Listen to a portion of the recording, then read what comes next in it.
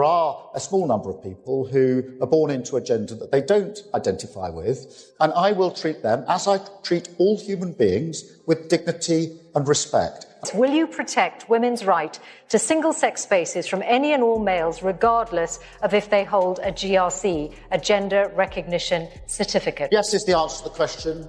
It's very important. But what I will... You're a fucking liar. Keep snorting off Macron's on a fucking train. Don't tell me what to do. Convince me what to do. But you can't convince me. You can't convince me it's real, and you can't convince me a man's a woman. And you can't convince me about all this fucking LGBT bullshit. You won't believe the storm that just erupted. Andrew Tate went head-to-head with Starmer in an explosive clash no one expected, and the tension in the room was impossible to ignore.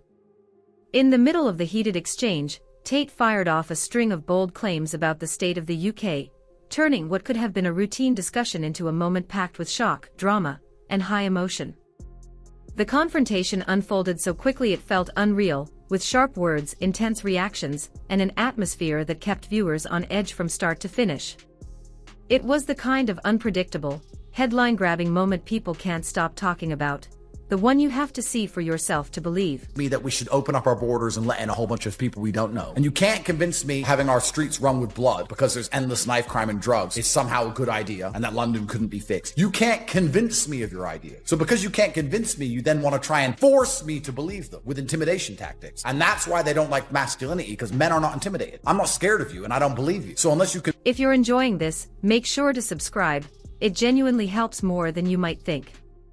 Now picture watching someone speak with intense conviction in a public clash, emotions high, and the atmosphere charged. That's the energy Andrew Tate brought as he faced Starmer, staring him down with a sense of purpose and refusing to soften his words. There were no polished political phrases or careful pleasantries, just blunt, forceful opinions delivered with total confidence, as he laid out his personal take on what he believes is happening in the UK, creating a moment that felt raw, dramatic, and impossible to ignore.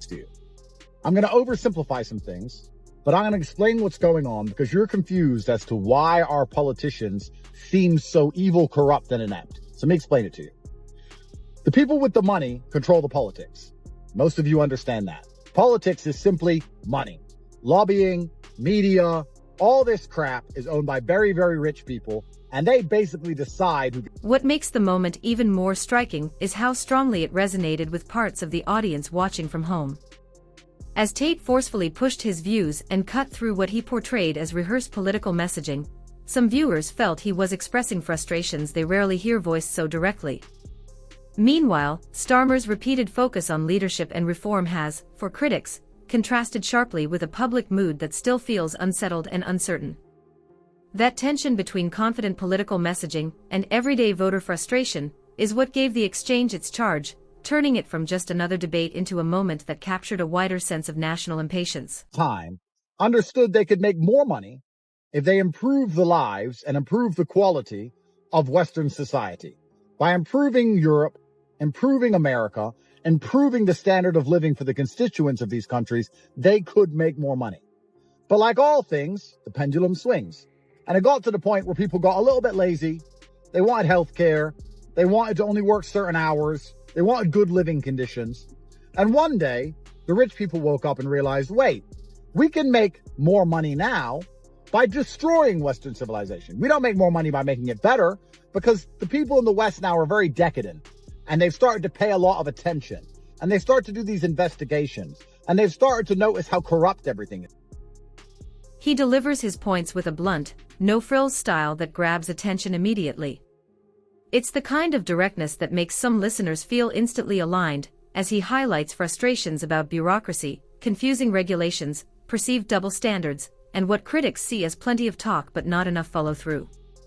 What stands out to many isn't only the substance of what he's saying, but the confidence and willingness to voice those opinions so openly in a high-profile setting. Sit here and debate with him, and I'm prepared to correct him on the things he's wrong about. And for you to sit and then you support a genocide, you're going to say I'm a bad person for saying that little girls shouldn't get stabbed by people who don't belong in the UK in the first place. I don't care if you're a Muslim, I don't care if you're a Christian, black or white. Okay. Nobody should be turning up into the country without a passport. I'm going to Absolutely respond. Nobody.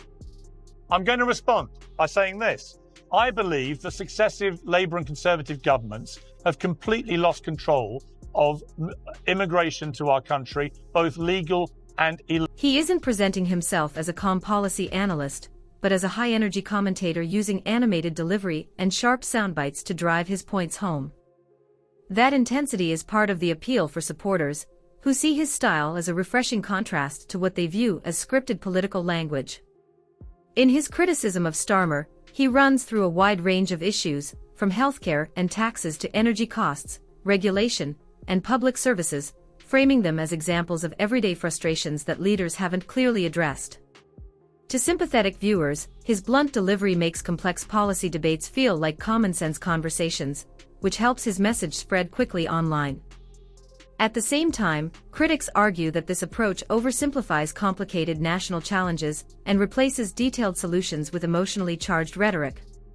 Either way, his presence in the debate highlights how outspoken media personalities can shape political conversations by turning policy grievances into viral, highly shareable moments. European countries, you could argue that America was founded multiracially. You could argue that. The British people are a type of people. They're an ethnicity. They're a type of people from one place and one part of the earth. And once they lose it, they have nowhere else to go. That's all they have. And they're being replaced in real time. And their leader, Keir Starmer, is letting it happen. And if you talk about it, you go to jail. All of this is happening right now. And unless the men do something and replace him with somebody who cares, they're going to be... His impact comes as much from performance as from what he's actually saying.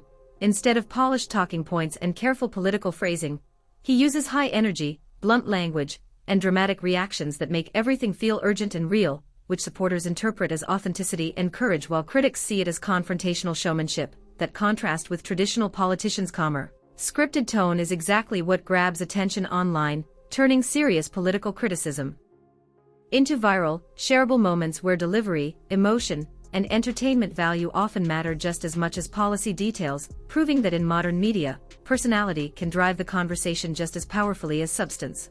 But if I said to you, I have to make a bet, I have to bet billions of dollars on the UK getting better or the UK getting worse. Well, if I bet on it getting better, I now have a whole bunch of work to do. I have to make it a better place. Do you have any idea how difficult that is? But if I bet on it becoming a worse place, well, that's easy. Very easy to make it worse.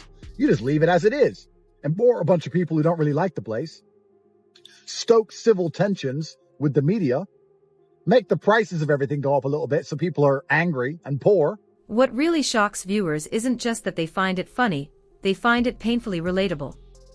For years, people have quietly complained about confusing laws, weak leadership, soaring energy bills, and promises that never seem to turn into action, and Tate doesn't just repeat those frustrations, he amplifies them, turning public anger into a high-voltage performance that makes supporters feel like they're watching someone finally say everything out loud.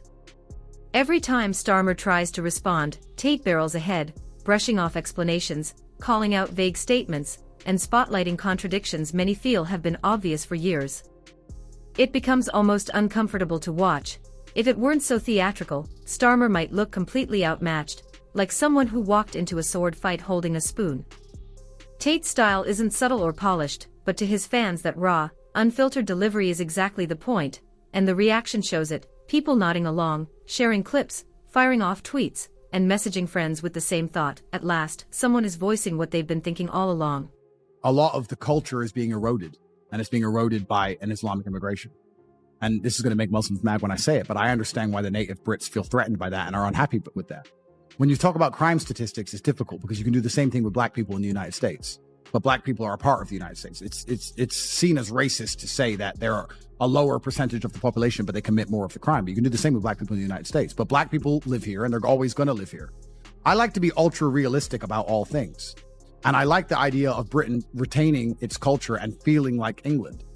A lot of the stabbing that happens in the UK isn't from Muslims particularly. It's actually from Christians from Africa. A lot of it's third worlders. A lot of it's black youths inside of London who do most of the stabbing, the majority of it. He barrels straight into the issues people argue about at their kitchen tables: energy prices, pressure on healthcare, crime worries, traffic that never seems to improve, and packages it all into a loud, theatrical moment that grabs attention instantly. The delivery is bigger than life, arms flying, eyebrows raised, pauses loaded with disbelief, turning political frustration into something that feels like live entertainment.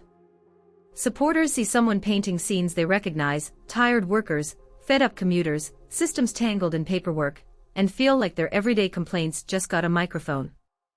By the time he's railing about taxes and household bills, the performance has fully blurred the line between commentary and spectacle, which is exactly why clips spread so fast. For some viewers it feels less like a debate and more like someone venting everything they've been holding in. That's the face of evil. Keir, when you lock me up in Belmarsh, which I know you're going to do, that's fine. That is the face of evil, sir. Look at that. That is incompetence incarnate. Look, that's not a leader. England was the greatest country in the world. I watched. It brought tears to my eyes. I watched the Battle of Cairo. I watched Nelson fight the French fleet. A YouTube video. At the Battle of Cairo, I even tweeted it in full. The heroism showed by the Brits only 200 years ago. These were the best men on the planet. Thailand, tiny island. As Starmer slips into his familiar talk of fairness and long-term solutions, Tate reacts with over-the-top disbelief, like he's just been told penguins are running the treasury, and that exaggerated frustration is exactly what turns a dry policy exchange into pure spectacle. He mocks the jargon, amps up the drama, and transforms political debate into something that feels half comedy show, half public venting session. To his supporters, that bold, no-filter style doesn't push people apart, it pulls them together around shared frustrations, calling out broken systems, confusing messaging, and promises that never seem to land in real life. In a landscape where many politicians sound cautious and rehearsed, his refusal to soften the edges feels, to fans, like a kind of rebellion, and the theatrical delivery only makes it more watchable. Whether people see it as truth-telling or just showmanship, the energy, certainty, and refusal to back down are what keep audiences glued, feeling like someone is finally shouting the complaints they've been muttering for years.